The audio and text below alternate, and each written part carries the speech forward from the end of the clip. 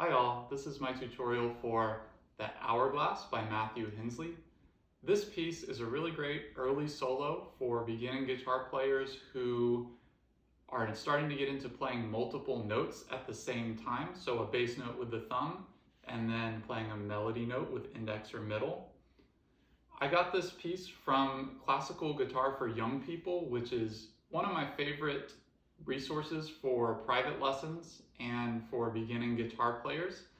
This is the book right here. I've actually lost my front cover of the book, but you can recognize it by the green spiral. It's a really great book. So when you're playing this piece, if this is one of the first times that you've played with multiple fingers at the same time, there's a little bit of a trick to it. You want it to feel like you're playing one finger, the same comfortable feeling, but with both fingers.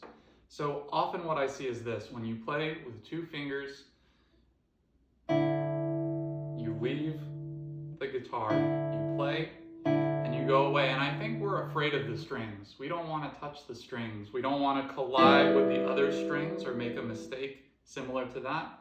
However, don't be afraid of the strings. If you are a person who does this, put your left hand here and practice not touching your left hand until you feel comfortable staying close to the strings. It's imperative for good tone and for accuracy. Now, one thing I'm going to recommend, which is different from what the book recommends, is to not alternate in this piece. Just repeat fingers. Most students, when they learn this, don't have enough experience with alternating to alternate and then add a bass note. So for the second and third measures, I only use my middle finger.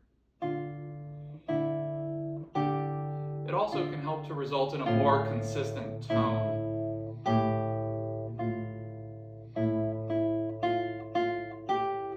And now on second string, I'll use my index, and I get this last A with my thumb.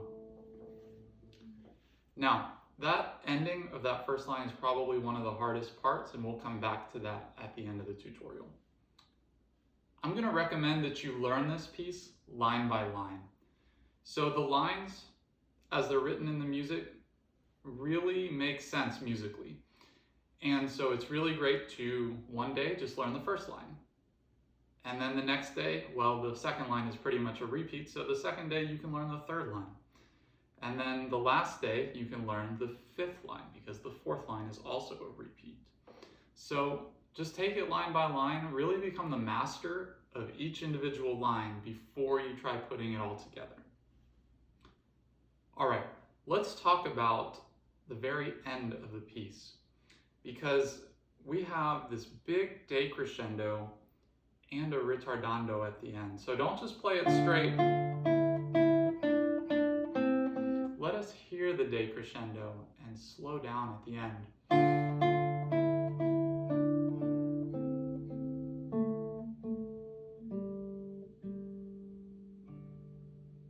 Really make sure that last note is the quietest note. This is a very moody piece, and it has this great atmosphere if you can make it. And the key is all with dynamics.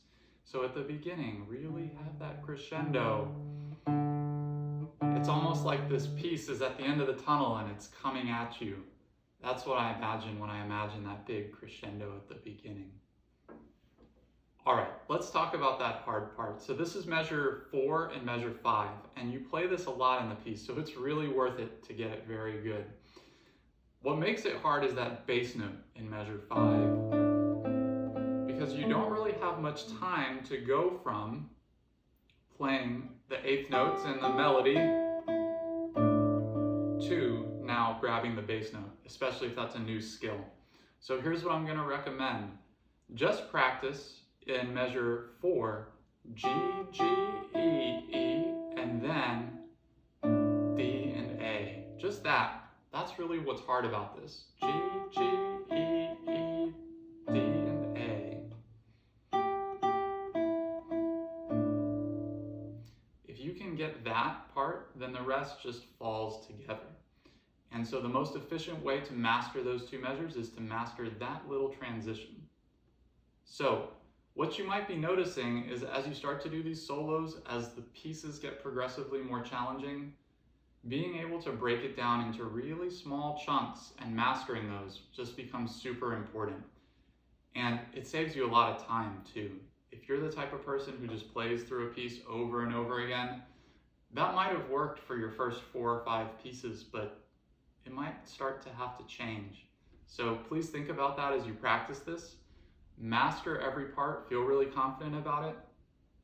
And once again, use dynamics to really create that nice atmosphere of this piece. The dynamics as they're written in are really good, so I would recommend following that. All right, thank you very much for listening. This has been my tutorial over the Hourglass by Matthew Hinsley. All right, take care.